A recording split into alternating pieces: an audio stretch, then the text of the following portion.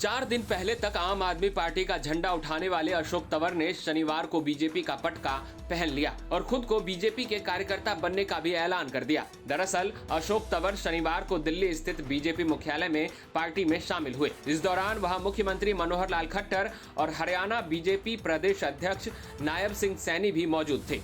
BJP की सदस्यता ग्रहण करने के बाद अशोक तंवर बीजेपी के राष्ट्रीय अध्यक्ष जेपी नड्डा से भी मिले। नड्डा से मिलने की तस्वीर शेयर करते हुए अशोक तंवर ने सोशल मीडिया पर एक पोस्ट किया, जिसमें उन्होंने लिखा है, प्रभु श्री राम जी की कृपा से अपने राष्ट्र सेवा के संकल्प, नरेंद्र मोदी जी की नीतियों और आम जनभावना से प्रेरित होकर प्रदेश भर से अपने हजारों साथियों के साथ भाजपा के राष्ट्रीय अध्यक्ष जेपी नड्डा जी के मार्गदर्शन और हरियाणा के मुख्यमंत्री मनोहर लाल खट्टर जी के कुशल नेतृत्व और प्रदेशाध्यक्ष नायब सिंह सैनी जी की उपस्थिति में बीजेपी में शामिल हुए। ये पोस्ट कल शाम लगभग 5 बजे की है, जब अशोक तंवर बीजेपी में शामिल होने के बाद जेपी नड्डा से मिले थे।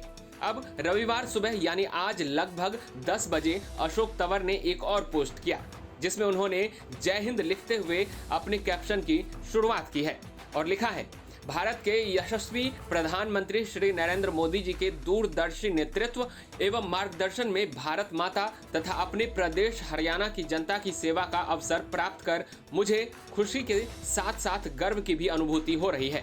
दुनिया की सबसे बड़ी राजनीतिक पार्टी बीजेपी का कार्यकर्ता बनने का सौभाग्य प्रदान करने के लिए मैं भाजपा के माननीय राष्ट्रीय अध्यक्ष श्री जेपी नड्डा जी, माननीय केंद्रीय गृह मंत्री श्री अमित शाह जी, हरियाणा के माननीय मुख्यमंत्री श्री मनोहर लाल खट्टर जी तथा प्रदेश अध्यक्ष श्री नायब सिंह सैनी जी का हृदय तल से आभारी हूँ।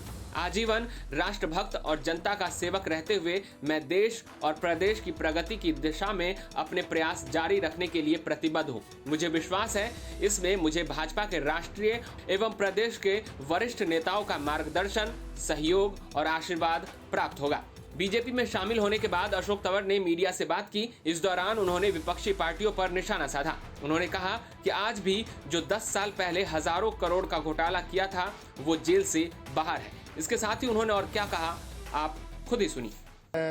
सबसे पहले भारतीय जनता पार्टी के शीर्ष नेतृत्व का, आदरणीय नरेंद्र मोदी जी का, अमित शाह जी का, नड्डा साहब का, मनोहर लाल जी का बहुत बहुत आभारी हूँ कि आज उन्होंने ये मौका मुझे दिया कि मैं भारतीय जनता पार्टी के एक सदस्य के रूप में आने वाले समय में इस देश के निर्माण में हम सब लोग एक अहम भूमिका निभाएं।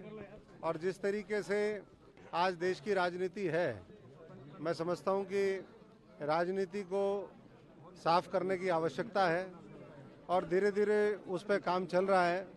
कई बार लोग ये बातें करते हैं कि वर्तमान सरकार सरकारी एजेंसीज का दुरुपयोग करती है। मैं पूरी जिम्मेदारी के साथ ये कहना चाहता हूं कि आज भी 10 साल पहले जिन्होंने भ्रष्टाचार किए थे, जिनके पास सबूत हैं, आज भी वो जेलों से बाहर हैं। तो अभी तक तो मुझे लगता है कि उपयोग ही नहीं हुआ है, दुरुपयोग कहाँ से होगा। अगर सही से उपयोग होता तो ऐसे सैकड़ों लोग हैं इस देश की राजनीति में जिन्होंने हजारों लाखों करोड़ के घोटाले किए हैं, वो अभी तक जेल के पीछे होने चाहिए थे। और जहाँ तक हमारे संस्कृति और हमारे रामलला जी की बात है, वो लोग जिन्होंने हमेशा विरोध किया, आप सब देख ही रहे हैं कि किस तरीके से आज भी वो राम के नाम पर राजनीति करने वाले हैं। एक तरफ मोदी जी हैं जो गारंटी देते हैं और जो गारंटी देते हैं उसको पूरा करते हैं, किसी भी रूप में गारंटी हो, चाहे वो मंदिर निर्माण की गारंटी हो, चाहे देश के नौजवानों को रोजगार देने की गारंटी हो, चाहे वो एक स्वच्छ प्रशासन देने की बात हो, भ्रष्टाचार खत्म करने की बात हो। और जो लोग सिर्फ बोलते हैं, हमने बहुत से लोग देखे हैं जो बाबा साहब अम्बेडकर जी की फ़ोटो तो लगाते हैं, लेकिन उनका बाबा साहब की, संविधान की, लोकतंत्र में कोई उनका विश्वास नहीं है।